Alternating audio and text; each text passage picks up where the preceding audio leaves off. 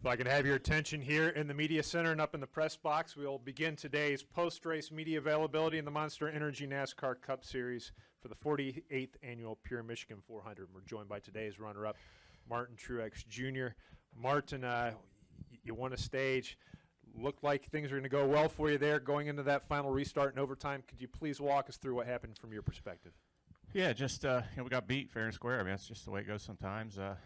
Double foul restarts are tricky, and I'd had good restarts all day, I felt like, and we had that red flag for the first time, and really just sat there a while, got the tires cold, and then only had one lap to come around, coming to the green to get some heat back in them, and I just struggled getting going, just spun the tires, and I didn't really expect it because I hadn't had any trouble with that all day. So just just one of the things that happens. It's like I said again, the double foul restarts are tricky, and sometimes you do them right, sometimes you screw them up, and unfortunately I screwed the one up that mattered the most today. But proud of our team for the run we had, and both cars running strong up front all day, and both having a shot at the win there. So hate it for my guys, obviously, but that's the way it goes sometimes. We are also now joined by our third-place finisher and our top Sunoco Rookie of the Year contender, and that is Erik Jones, driver of the number 77 5-Outer Energy Toyota for Furniture Road Racing. Erik, tremendous run out there for you today. Could you please walk us through the final restart from your perspective? Yeah, I heard the last part of what Martin said there coming in. It's the same thing. I just, one lap to kind of get some heat back in your stuff after that red flag, and unfortunately, I just couldn't get going. I was spinning my tires, and the 20 got to the bottom of me, and the 42 was to the right of me. I saw them both getting runs and kind of had to pick one or the other, and picked wrong, and 42 went up the middle and was able to go by both of us. So just, didn't work out. Wish it would have worked out a little bit better. It was looking like a Furniture Row 1-2, kind of either way it was going to play out. So, just didn't work out the way we wanted to. Okay, we're going to open up for questions. If you have any questions for these gentlemen, please raise your hand and get a wireless mic to you. We'll start with Bob Duff and then go to Bob Pockers. When you're running second there, and did you let your mind entertain the thought of what it would have been like to win your first NASCAR race, basically on what's your home track? Yeah, I mean, for sure. We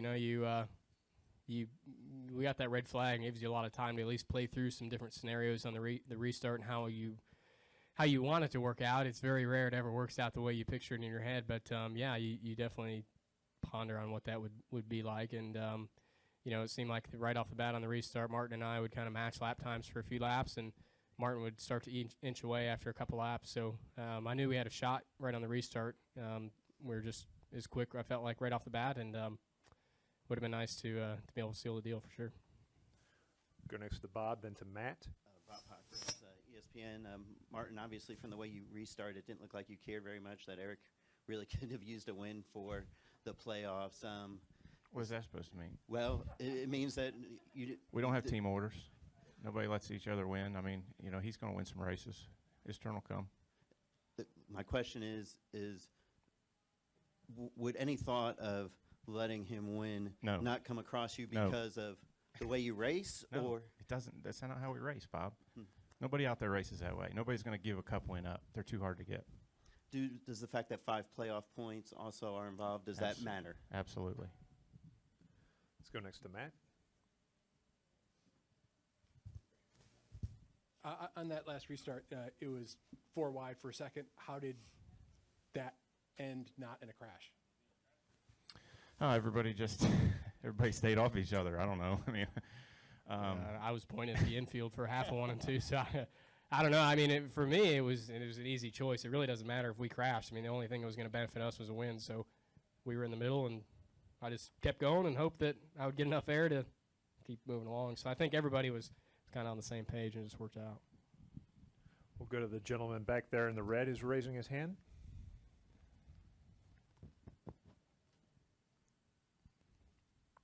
Matthew Copeland, WTOL. When there's a red flag so late in the race, is there a strategy talk you're having with your crew chiefs at that time? Yeah, I mean, you're just talking a little bit about trying to manage your brakes and all that stuff. Everything's a little different when you have to stop and sit there for a while. So just manage your battery, your volts, and turn all your fans off and all that kind of stuff. Really, is about it. And then, it's not really rocket science.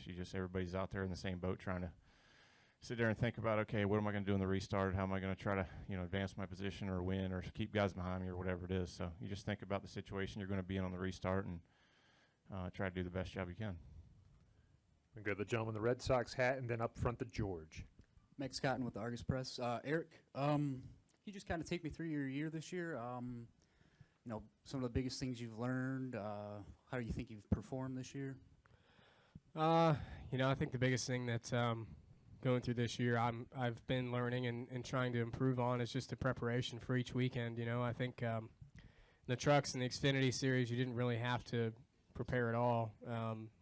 At least I guess I didn't, and it kind of worked out most of the time, and then you get to the Cup Series and you do that, and it's like, well, you kind of feel a little bit out to lunch when you show up and you're off the pace and things aren't working out. So I've really tried harder this, I would say, after the first quarter of the year to really focus in and try to prepare better, look at the data, look at the use the tools that are available to me and try to improve. And I think just going through the year and coming back to these tracks for the second time is a big help for us as well. At least it is for me. I know better throughout the day what I'm looking for in the race car and what I want is a feel in the race car through practice. So, performance-wise, I think we've been up and down. We've had good days. We've had bad days. We've had days where we should have run better, and we've had days where we ran better than we should have. So it's been up and down, like I said, but overall, I think we've done a pretty good job.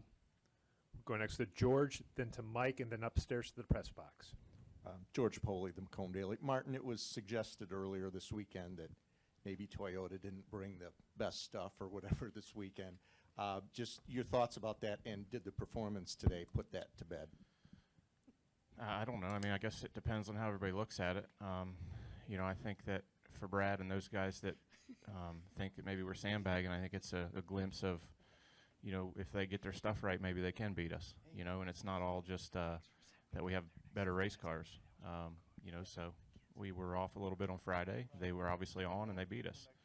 Today I thought we had a couple cars that were capable of winning, and a couple that weren't, so it just depends on the week where we're at. I feel good about our race cars and what we've been doing all year, and we brought some new stuff here this weekend to try to get better, and that's what we'll continue to do. Go next to Mike. Yeah, Mike Brudenell, Auto Week. Stage racing, can both of you talk to it? Is it tougher physically and mentally on you than, the old format? You're having 3 races, in a day, basically, sprint races. What's that? I'm just angry.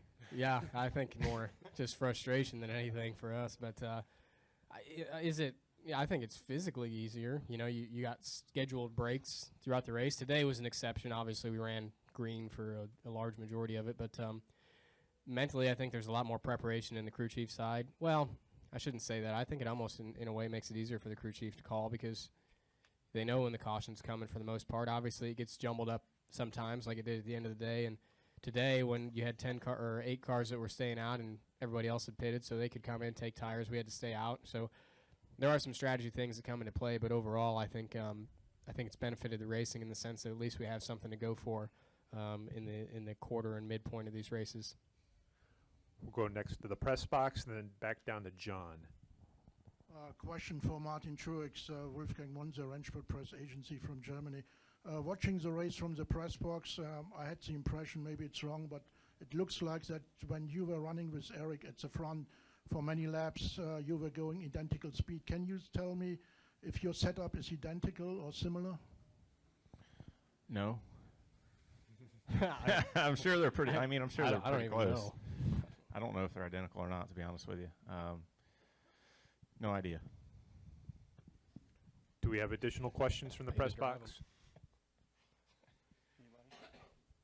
Thank you, guys. Yep, Well, we've got John back there. Yep. Hey guys, John Kubo, Shake and Bake, Cleveland, Ohio. I know you're pissed. I'm not going to ask you about today. But on your season overall, and since we're in Michigan, I kind of compare what you guys are doing this year to the 2003 Pistons. That there's other glam, there's a lot of other, bells and whistles from other teams, but you guys are doing just an amazing job for being that small team in Denver. How much does that play into what you guys do every day? I mean, how much does that mean to you that you're able to accomplish this the way you guys are racing, you know, against the larger teams? I think it's really neat. You know, I mean, I've been this is my 4th year with Furniture Row Racing, and I feel like we've come a long way since where we started. We've made good decisions on, you know, partnerships, and we've been fortunate to get in some good situations. You know, we're by no, I mean, we're a small team, but we're by no means underfunded or an underdog, you know, because of the alliance we have and the partnership with Toyota and those type of things. So it's neat for our guys to be in Denver, you know, kind of do things different, especially for Barney, our owner. You know, people 10 years, 11 years ago told him that it couldn't be done, you know, out of Denver. So I think that's a sense of pride and that our guys in particular carry around with them. You know, but aside from that, I think that, you know, the last couple of years we've shown that we belong and, you know, we're not going anywhere. So we don't kind of act like it's such a big deal anymore. Matt? One more question about that final restart. As you're sitting there under red, trying to figure out what you're gonna do when the race restarts, are you thinking about Kyle Larson in particular and what he might do to counter that? Like, what would have been his distinctive move, and did he do what you thought he was gonna do? Yeah, there is no distinctive move. I mean, if a guy screws up in front of you, take advantage. You know, so I screwed up, he took advantage. That's the way it works. You know, typically it's a lot easier to not spin their tires when you're in the second row than it is when you're on the first row, whether you're first or second. The first row, for whatever reason, it's always more difficult. The guys behind you always lay back. They can always time the run. You know, Kyle laid back a car length coming into the restart zone, and you know, so I waited later in the zone to go, waiting for him to catch up to me. And actually wanted him to hit me, and when he did, I tried to go, and it spun the tires. So I did everything right. It caught me by surprise because, like I said, I hadn't spun the tires all day long. Did not expect to have an issue with it, and I did. And when I did, there was nothing I could do. I was just helpless, and he had the momentum and done what everybody else would have done. You know, I mean, it's just you know, my screw up gave him the win, basically. Okay, gentlemen. Well, thanks for joining us today. Good luck next